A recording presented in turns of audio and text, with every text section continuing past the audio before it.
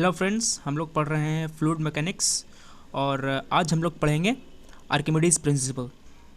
देखिए, जब किसी फ्लूइड में कोई बॉडी इमर्ज्ड किया जाता है, when a body is partially और fully dipped into a the fluid exert a force on the body at any small portion of the surface of the body. The force by the fluid is perpendicular to the surface and is equal to the pressure at that point multiplied by the area. इसको समझाता हूँ। देखिए, मान लेते हैं कि मेरी बाल्टी में पानी है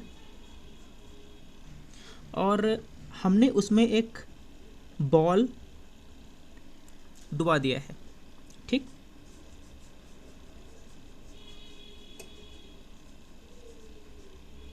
ये बॉल है। अब देखिए, ये जो फ्लूइड है, फ्लूइड क्या करेगा कि इस बॉल के सरफेस पर एक फोर्स लगाएगा। देखिए, ये फ्लूइड है। ये फ्लूइड में हम जानते हैं कि प्रेशर जो है वो डेप्थ के साथ वेरी करेगा। यहाँ पे प्रेशर कुछ और होगा, यहाँ प्रेशर कुछ और होगा, यहाँ पे प्रेशर कुछ और होगा। ठीक है, प्रेशर बढ़ता जाएगा जैसे जैसे हम नीचे जाएंगे, क्योंकि P2 equal to P1 plus ρg H। जैसे जैसे हाइट बढ़ेगी वैसे वैसे मेरा P2 बढ़ता जाएगा। P1 है यहाँ का प्रेशर और P2 है नीचे वाले का प्रेशर। ठीक, अब देखिए, अभी मैंने बताया कि अगर किसी बॉडी को लिक्विड में हम लोग इमर्ज करते हैं, डिप करते हैं, तो क्या करेगा कि जो लिक्विड जो है इस बॉडी पे फोर्स लगाएगा। वो फोर्स क्या होगा? वो फोर्स होगा P इंटू ए। ए क्या है? ए जो है आपका एक इन्फिनिटेसिमल स्मॉल एरिया है। जैसे कि मान लेते हैं कि इतना छोटा सा हमने एरिया ले लिया। ठीक है, बहुत छोटा एरिया। इस छोटे एरिया पे P मेरा जो होगा नियरली कांस्टेंट होगा। ठीक है, और तो इस एरिया पे जो फोर्स लगेगा वो मेरा होगा P इंटू ए। ठीक है, और ये जो फोर्स जो होगा वो सरफेस के परपेंडिकुलर होगा, ऐसे ऐसे ऐसे। इस पॉइंट पे जितना प्रेशर है और ये जो एरिया है इस पे जो फोर्स लगाया है मेरा, ये मेरा हुआ P इंटू ए। वैसे ही एक यहाँ फोर्स लगेगा, एक ऐसे फोर्स लगेगा, एक ऐसे फोर्स लगेगा, ऐसे फोर्स लगेगा। ये सारे फोर्स इस सरफेस के परपेंडिकुलर होंगे। ठीक है, बॉल का जो सरफेस है उसके परपेंडिकुलर होगा। अब होता क्या है कि देखिए, ये सारे फोर्सेस को अगर हम जोड़ दें और इनका रिजल्टेंट निकालें तो मुझे एक नेट फोर्स मिलेगा ऊपर की डायरेक्शन में।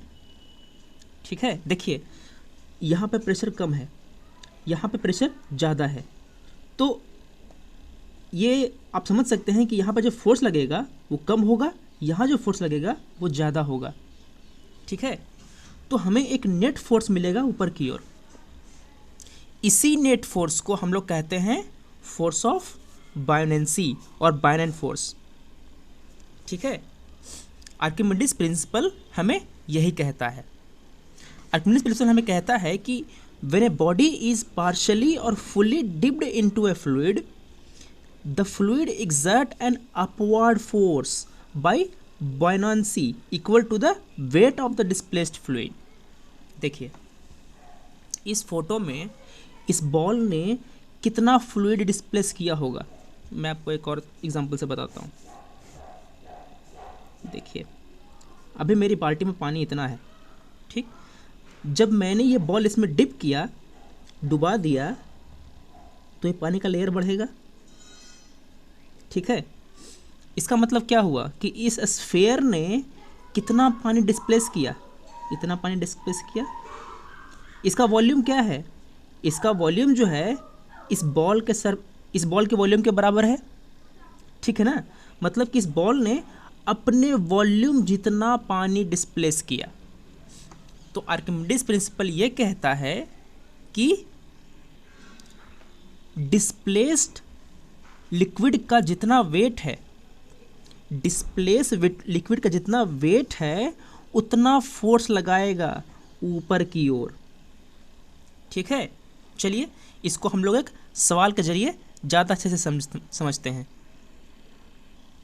देखिए, हमारे पास एक बाल्टी है जिसमें लिक्विड भरा हुआ है, ठीक, और हमारे पास एक बॉल है जिसे हमने जब लिक्विड में डुबाया तो ये पार्शली डूबा हुआ है, मतलब इसका जो इतना जो वॉल्यूम है मेरा पानी के ऊपर है। ठीक, बॉल का जो वॉल्यूम जो डूबा हुआ है इसका वॉल्यूम है Vs। ठीक, और टोटल वॉल्यूम जो है बॉल का वो मेरा है V।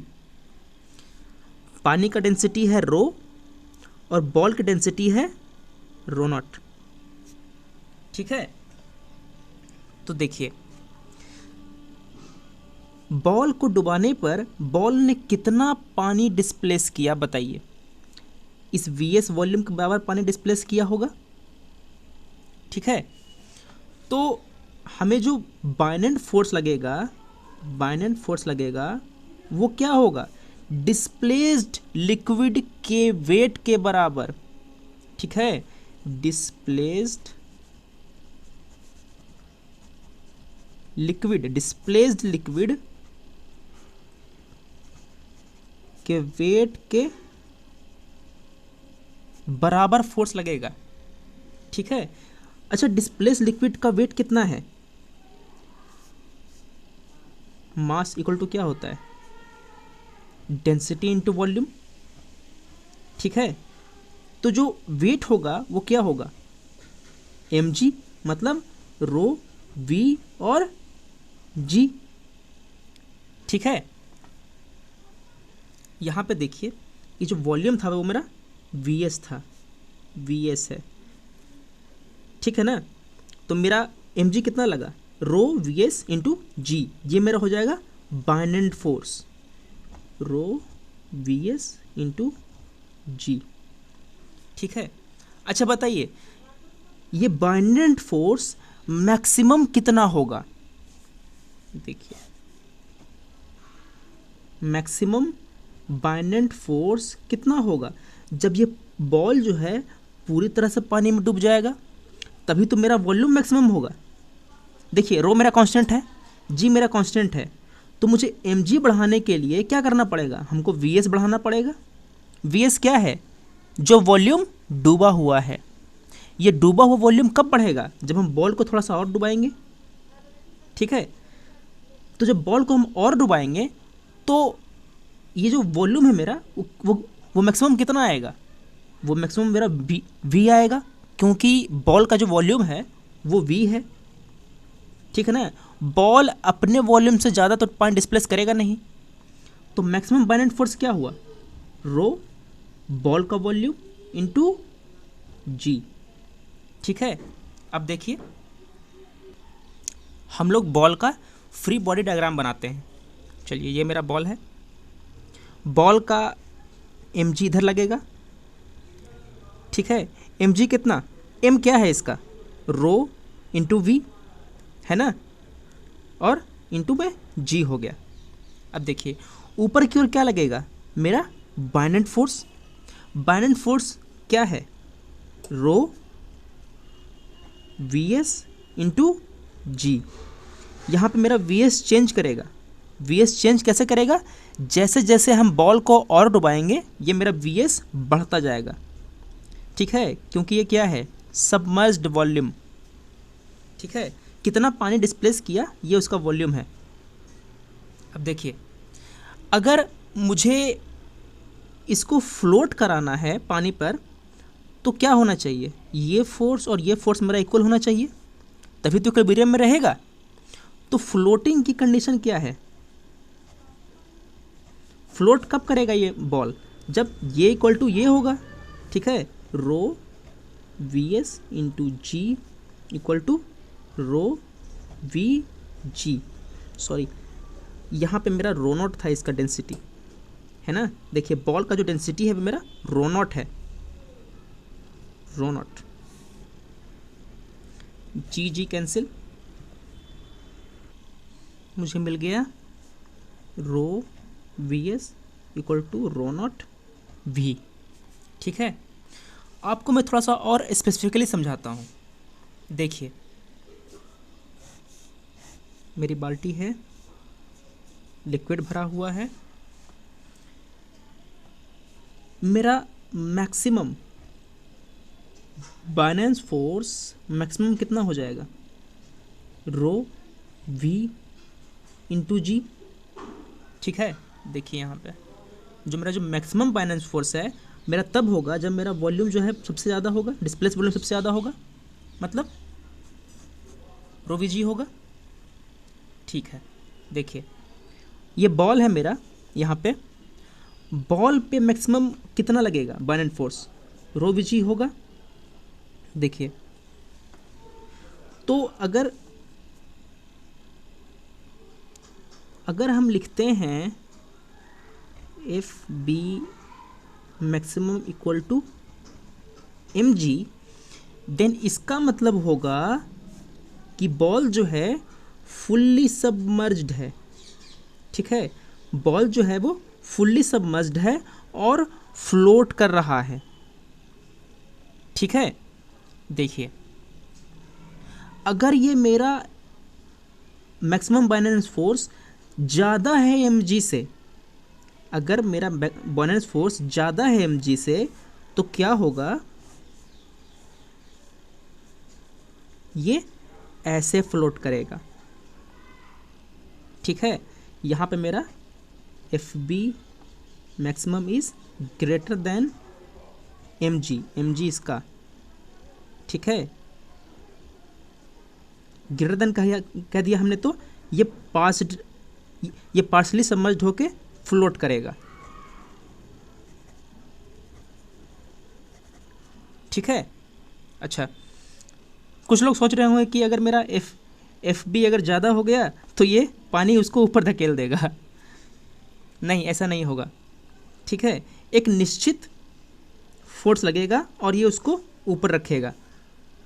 ठीक है, ये नहीं कि इतना फोर्स लग गया कि इसको हवा में कर दिया। सो फाइनली हम लोग लिखेंगे if F B is greater than M G, greater than equal to mg, then the block will float। ठीक है, और हम एक और कंडीशन लिख देते हैं यहाँ पे, अगर F B equal to M G है तो क्या होगा, फ्लोट करेगा पर just being fully submerged।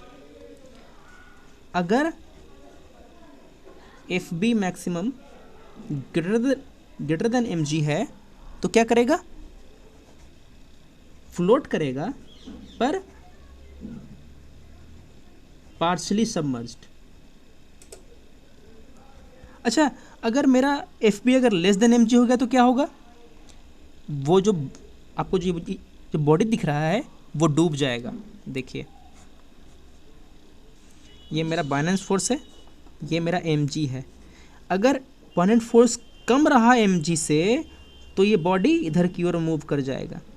ठीक है, और जो मेरा जो बॉल है वो डूब जाएगा। सो हम लोग क्या लिखेंगे, if fb is less than mg then the body will sink। ठीक है, और इक्वेशन ऑफ मोशन क्या होगा, देखिए मेरा नेट फोर्स नीचे की ओर जा रहा है। ठीक है, तो हम लिखेंगे M G minus F B equal to M into A है मेरा एक्सेलरेशन ऑफ द बॉडी। ठीक है, यहाँ पे हम लोग एज्यूम कर रहे हैं कि ये जो फ्लूइड है वो नॉन विस्कस है, मतलब कि वो कोई फ्रिक्शन ऑफर नहीं करता बॉडी पे। ठीक, तो अगले वीडियो में हम कुछ सवाल करेंगे इस कॉन्सेप्ट्स पे। ठीक है, तो चलिए अगले वीडियो में मिलते हैं।